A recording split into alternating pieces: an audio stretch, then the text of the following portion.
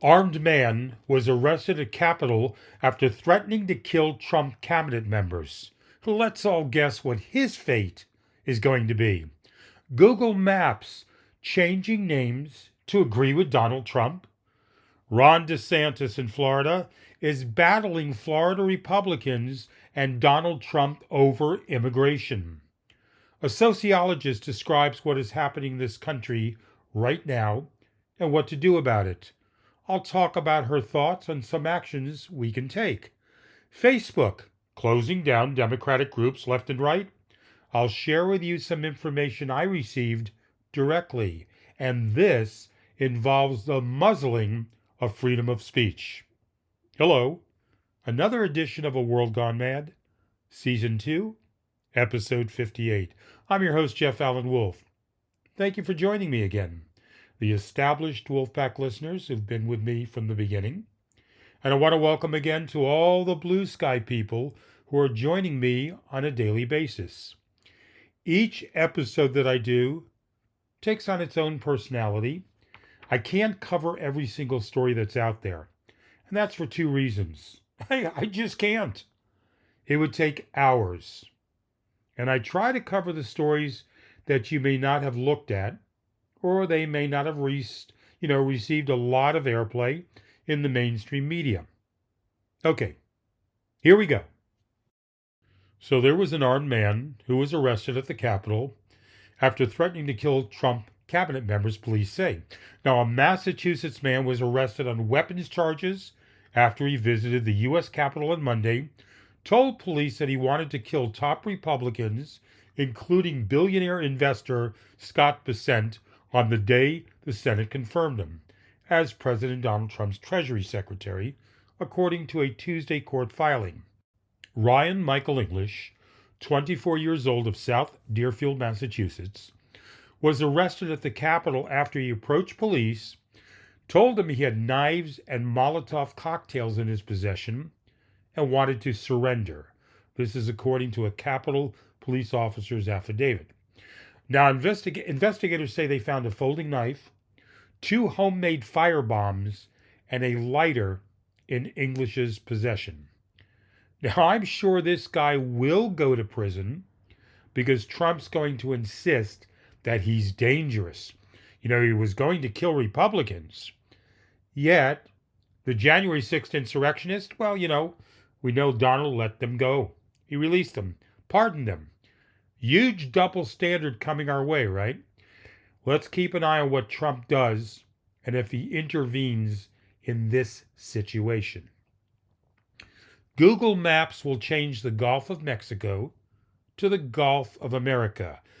Google is complying with President Donald Trump's executive action that renamed the Gulf of Mexico to the Gulf of America. Soon the name change will appear on Google Maps. In a post on X, Google explained that it has a long-standing practice of applying name changes when they have been updated in official government sources. Now, the name will be tweaked when the Geographic Names Information System, a government database of names and location data, is updated. Google will also change the name of Mount McKinley, the nation's highest peak, from Mount Denali.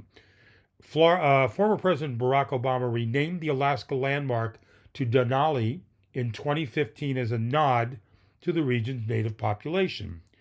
Both changes stem from an executive action that Trump signed shortly after taking office last week, saying the changes honor American greatness. It is in the national interest to promote the extraordinary heritage of our nation and ensure future generations of American citizens celebrate the legacy of our American heroes, the executive order said. Now, the order criticized, of course, Obama's decision to rename McKinley, saying it was an affront to President McKinley's life, his achievements, and his sacrifice. But hear this out. Drawing parallels to Trump, the order notes that McKinley championed tariffs and was assassinated in an attack on our nation's values and our success. Donald always looking for something to boost his ego. And in a nod to the Gulf of Mexico's contributions to the U.S. economy, Trump is directing that it officially be renamed the Gulf of America. The executive order calls for all federal government maps and documents to reflect its renaming. Google notes that only users in the United States will see both changes because when official names vary between countries, map users see their official local name. Everyone in the rest of the world sees both names. That formula applies here too. Florida Republicans defied Ron DeSantis over an immigration bill. Is his grip on state lawmakers loosening? In a stunning rebuke to DeSantis, who was once floated as the Republican successor to President Donald Trump, Florida lawmakers on Monday gavelled in a special session called by the governor to help carry out Trump's aggressive immigration agenda. And then, within minutes, they gavelled the session out, summarily tossing out the governor's proposals. Basically, the Florida legislature doesn't want to work with DeSantis. They said they want to bypass him, in essence, and directly deal only with Donald Trump. Republicans going against other Republicans. If something puts Donald Trump in second position, they fight it. How interesting. Donald Trump can't look bad to the majority of Republicans, and if he does, they, the Republicans, shut those actions down, even if it's their own Republicans bringing up those issues. So weird. So the Florida legislature went forward anyway, passed a law, despite what DeSantis wanted, and the law is called the Trump Act. Basically, it's an immigration law that Trump wants, not what DeSantis wanted. However, Governor Ron DeSantis indicated this morning that he plans to veto the immigration bill for Donald Trump, known as the Trump Act, that was passed by the Florida legislature Tuesday night. At a press conference in Titusville, DeSantis called the Trump Act weak, saying the bill would impede state operations, and he called for stronger policies. So the question is, he said, do we want to answer the call of the voters? Do we want to actually fulfill this promise? Ron said. It's not just the president that made it. Republicans have been running against open borders for years and years and years. This is really the last shot. I think if we don't do it now to the fullest extent, then it's just not going to get done. Infighting between Republicans and the thick plottins. I'd like to share with the listeners something that I came across. Wise and important words from sociologist Jennifer Walter about what is happening in this country right now, and she suggests what to do about it. As a sociologist, I need to tell you, your overwhelm is the goal. Your overwhelm is the goal, said sociologist Jennifer Walter.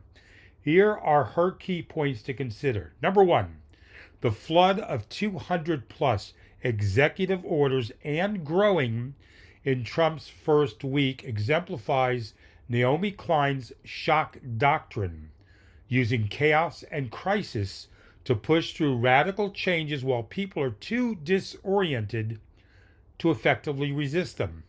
This isn't just politics as usual. It's a strategic exploitation of cognitive limits, Walter stated. Number two, she says, media theorist McLuhan predicted this.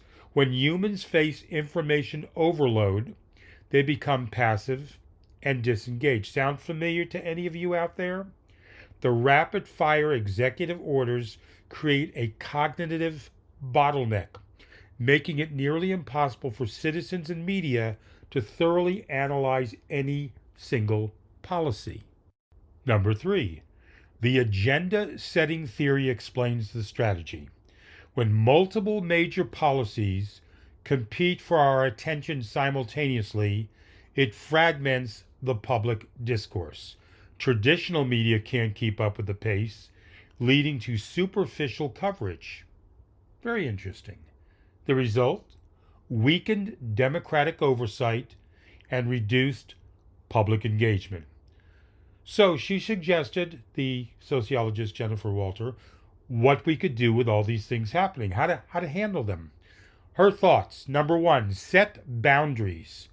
Pick 2 or 3 key issues you deeply care about. Focus your attention there. You can't track everything, she said. That's by design. Impact comes from sustained focus, not scattered awareness.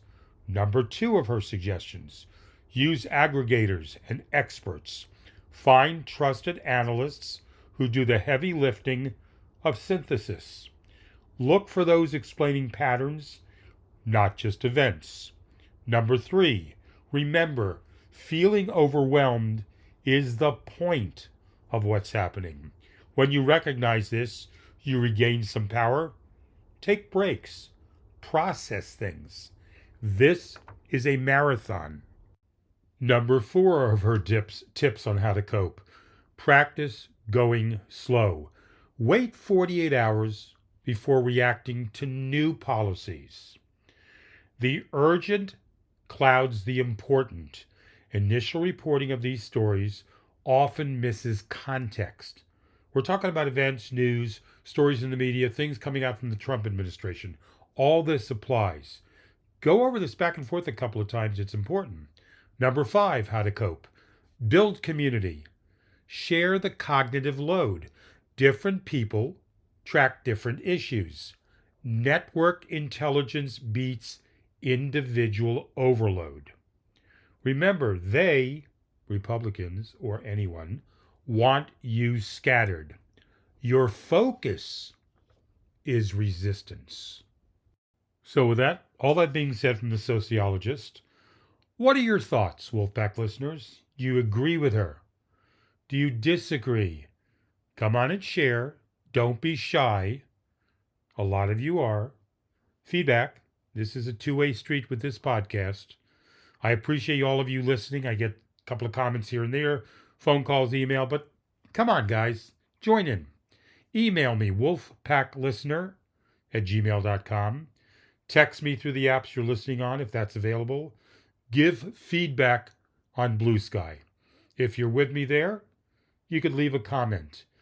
Use my toll-free number that very little of you have used. It's free. It's just a voicemail box. That's all. 833-399-9653. And please, leave your first name. I got a text from someone, I believe it was Pennsylvania, who said, "I'm back." And I apologize. I don't know who's back. So your first name helps. And a very important thing, if you're on Apple, if you're on Spotify, anywhere else you could leave a rating or a comment, please do that. That moves this podcast up in the listings. Rate, rank, subscribe for free. Join the Wolfpack. The Wolfpack is a free membership that gives you the podcast free for life. Okay. Question for you, another one. So what the hell is Facebook doing? Let me share with you a direct, updated piece of information that happened to me just this morning. I talked about last episode about what was going on, what was happening to me personally among Democrats on Facebook and Blue Sky. Previous episode, give a listen if you haven't. But this has grown even larger as of this morning. Take the information I give you with a grain of salt to start with, but please don't dismiss it outright, because this is a critical action that's happening from Facebook that you should be alarmed about. And it does affect you directly if you're on Facebook. It may even affect you if you're on other social media groups. So please pay close attention. I wanted to alert everyone I know about this happening. Some of you may have received it. A lot of you may not have received this from me. But I wanted to tell people how it was being blocked outside of my Facebook groups to anything I post on the 100+ Democratic Facebook pages I'm a member of. Anytime I said anything against Donald Trump or MAGA, it was labeled as spam. Okay? And my link to my podcast doesn't get anywhere to outside Facebook groups, and inside my own group. Only a few members in my group see anything I post. Okay, this was confirmed this morning. I know this 100% now. I alluded to it in an episode or two before. I went to give a reply to a post I saw in another prominent Democratic Facebook group, to give my 2 cents worth. And my post was listed after I hit send, and it said, quote, pending, end quote, which later turned into nothing. Zippo, silence, still in the pending status. I wrote to the administrator of that Facebook group, and this is someone I know, and pointed it out to her. She checked it, told me that my post was labeled as spam. Verified 100%. Not her doing, she assured me, and I believed her. It's Facebook doing this. So she unblocked my reply to the post, and she let it go through. At that point, I continued to reply to that conversation within the thread on her group, and my next comment was put into the pending status again, meaning I was labeled as spam again. Oh no, not spam again. Spam, spam, spam. Spam, wonderful spam. At that point, I reached out to everyone I know who uses Facebook, like I said earlier, to let them know what's happening, and especially to the administrators that I have a personal connection to. And I received this back from a few people, and I'm going to read it verbatim. Now, I remind you, I told you I think I was being blocked. It was confirmed this morning. My groups, myself, are not seeing anything I do. My link to my podcast, outside the groups, I'm labeled as spam if I talk against Donald Trump and MAGA. Okay? So this is from, again, I remind you, from an administrator of a Democratic Facebook group that has a large following with thousands and thousands of members, approximately 10,000 members plus. And they've been doing this group for a while. And they control their Facebook group. They oversee it. This is what the administrator wrote back to me. And again, verbatim. Please listen carefully. You're not alone in being blocked. Hell, even the admins here, myself included, have been suspended. Facebook has gutted its fact checkers, leaving the floodgates wide open for right-wing lies to spread unchecked.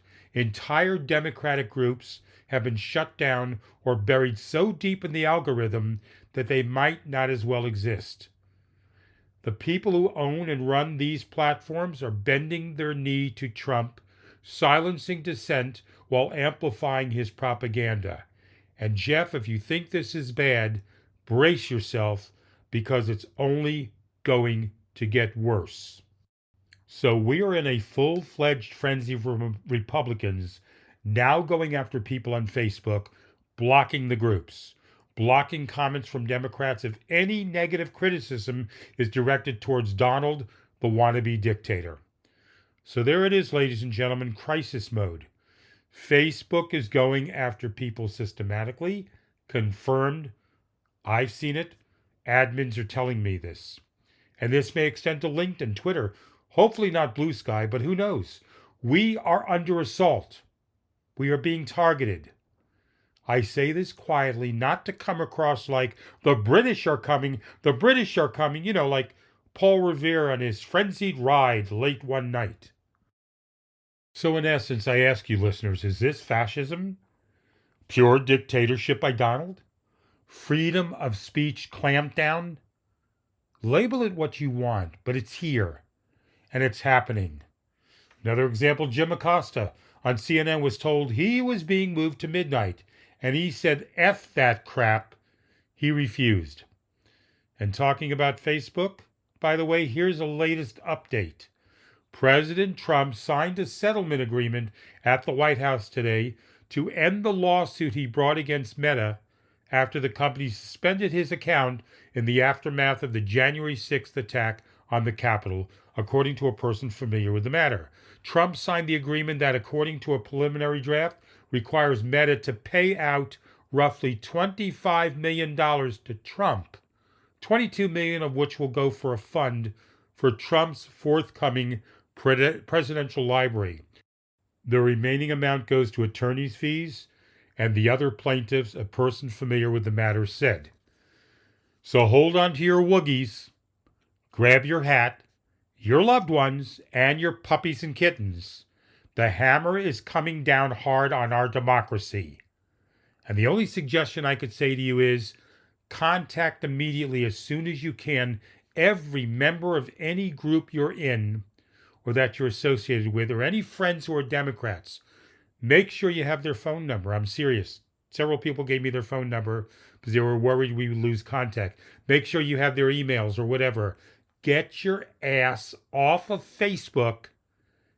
Get over to Blue Sky.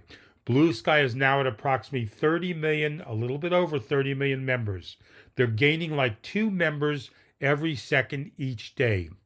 I can't say it enough. Blue Sky, Blue Sky, Blue Sky. If you have friends over there, ask them to tell you how to get over there. And bring your friends over there with you. Don't wait. This is no, Jeff, the sky is falling. Don't wait, people. People are being blocked now and they can't access their members in their group. If you are in touch with people and you don't do anything right away, you may not be able to contact them again ever. So do this now. Or email me, text me. I will give you the link to my Blue Sky account if you're not already over there and following me. It's happening minute by minute, everyone. The Donald Trump regime. And I say that for lack of a better term. The stranglehold on the throat of America has been underway, and it's not going to lighten up. It's going to deepen and get very dark very quickly, and darkness will fall earlier and earlier each day. Please share my podcast with everyone you know. You can help me by encouraging 10 of your friends, Democrats or Republicans or independents, anybody who's anti-Trump and anti-MAGA people, to give my podcast a listen. You could help me blow this podcast up higher than it's ever been.